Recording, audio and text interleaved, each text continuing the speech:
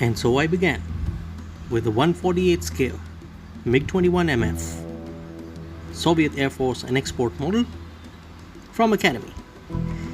Now this is the most popular MiG-21 kit in 48 scale, simple to build and has a lot of painting options like the Soviet, the Indian, the Hungarian, the Egyptian and the Iraqi.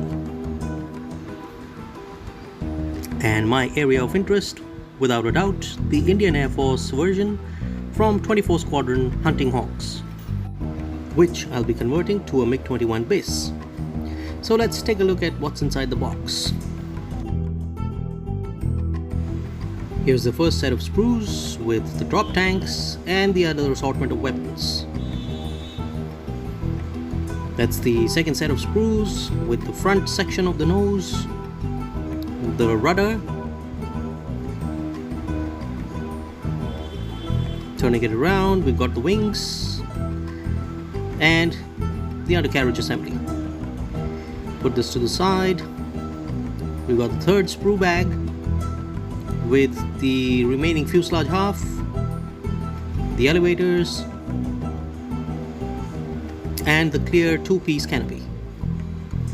This is followed by the instruction sheet, which is a single-page foldable instruction sheet, and it's got 10 very detailed steps, can be followed easily. And then we have the decal sheet with the Indian Air Force decals, which I'll be using for the build.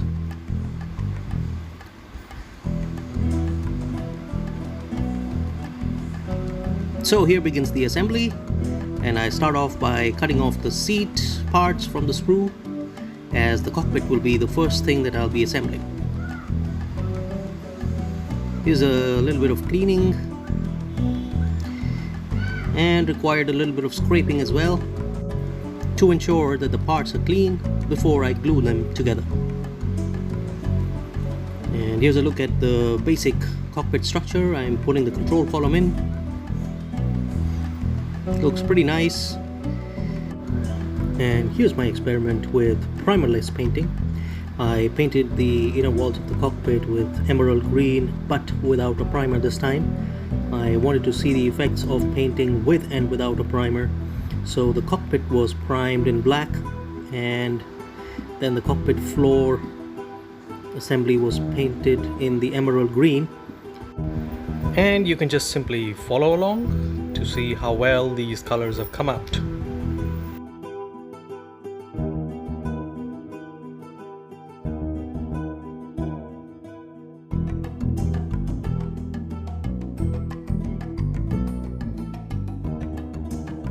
And slowly but steadily you see all the colors taking shape.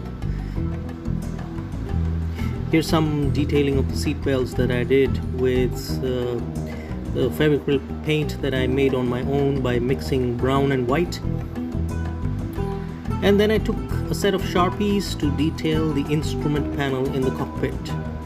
So I displayed a picture of the actual MiG-21 cockpit in front of me, and used a Sharpie, a black Sharpie, a red Sharpie and a white Sharpie, and with a little bit of toothpick painting as well for detailing. And you can see that the instrument panel is slowly but steadily taking shape with all those colors. And then I took the Sharpies one step ahead and I started detailing the cockpit floor assembly and the cockpit instruments and switches with the black, white and red Sharpies. And you can see a little bit of toothpick painting here as well. Well, it seems to be coming out pretty nicely. It required a hell of a lot of patience to make it look the part with all that detail work. And here's the final assembly of the instrument panel and the seat inside the cockpit floor, and you can have a look at how beautifully that cockpit has come out. I was impressed. So then began the assembly of the fuselage parts, and here's the front section of the nose. I am closing now the two halves of the nose together, and then I began working on the afterburner engine,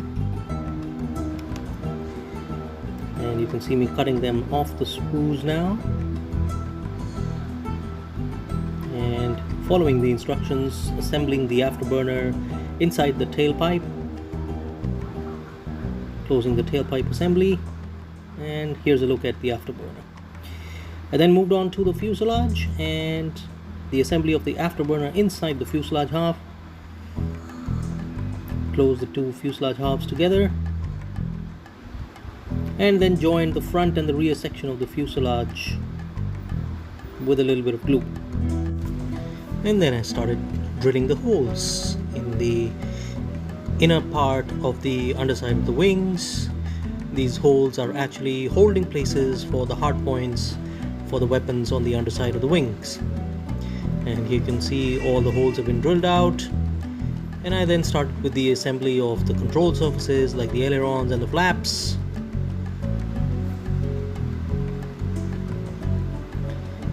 And once that was done,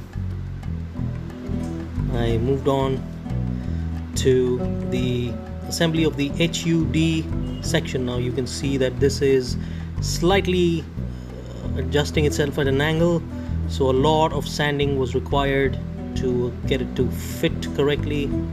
And now you can see after all that sanding and everything, the HUD finally fits properly. And here's the assembly of the wings, which was pretty straightforward. After that, there are notches for the wings to attach to, and there was a pretty simple assembly of the port and starboard wings.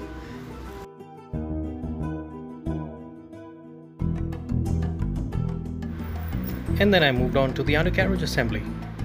The wheels and the other parts of the undercarriage were cut out from the sprues and then assembled together, and the wheels were painted black and the rest of the undercarriage assembly was painted silver. In the meanwhile, I assembled all the weapons together: the rocket launchers, the drop tanks, and the air-to-air missiles.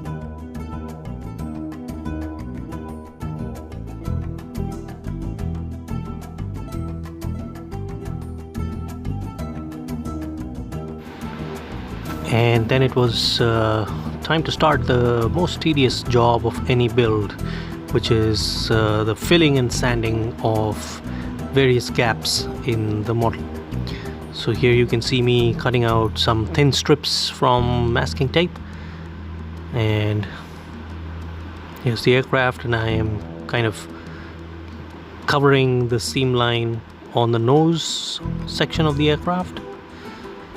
And here another thin strip of the masking tape and covering the gap in the wing section of the aircraft. And then I used my standard automotive filler called Comfill for filling the gaps. And once the gaps were filled, I carried on with progressive sanding with various grits of sandpaper to smooth out the blemishes. Here you can see the aircraft has been primed in black primer. And the reason for that is I wanted to experiment with some paint fading by using the marbling technique.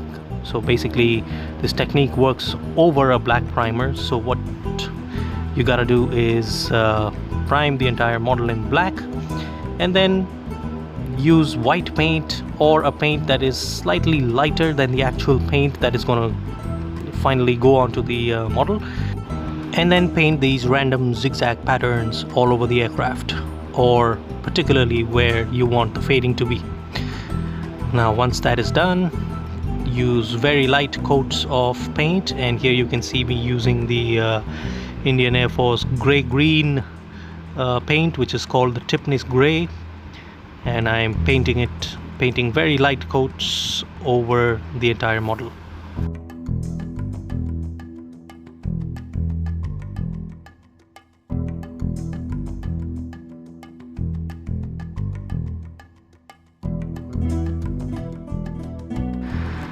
And then it was time to paint the dielectric heads on the rudder with sap green. And here you can see me painting the Fevicryl sap green on top of the dielectric head on the rudder. and here on the ventral fin, the front of the ventral fin rather. And then it was time to polish the entire paint, and I used my standard procedure, which is my car dashboard polish. I take a few drops of it on a piece of cloth and apply the drops all over the model. And once I've applied it, then I use the cloth, the dry side of the cloth, to start buffing the entire surface of the model. And you can see that slowly and steadily the plastic begins to shine. This dashboard polish also helps to keep dust away from the entire plastic. And then I used my standard Della Rowney gloss varnish to put varnish over the entire model, simply using a flat brush. The trick being to not go over the same place twice and wait for the first coat to dry and then go over it with a second coat if required. And then the final step, which is placing the decals. So here you can see me putting the squadron markings and the Indian Air Force insignia. This model had almost 180 stencils apart from the insignia. I was able to put 140 of them, and I left out the remaining 40 because it was just too time consuming. And here are the final build pictures of the finished model, the MiG-21bis from 24 Squadron Hunting Hawks, serial number C2788. So I hope you enjoyed the journey of me building this 48 scale iconic fighter aircraft of the Indian Air Force. If you liked my video, click on the thumbs up, subscribe. Thank you very much for watching, ladies and gentlemen. I'll see you again next time.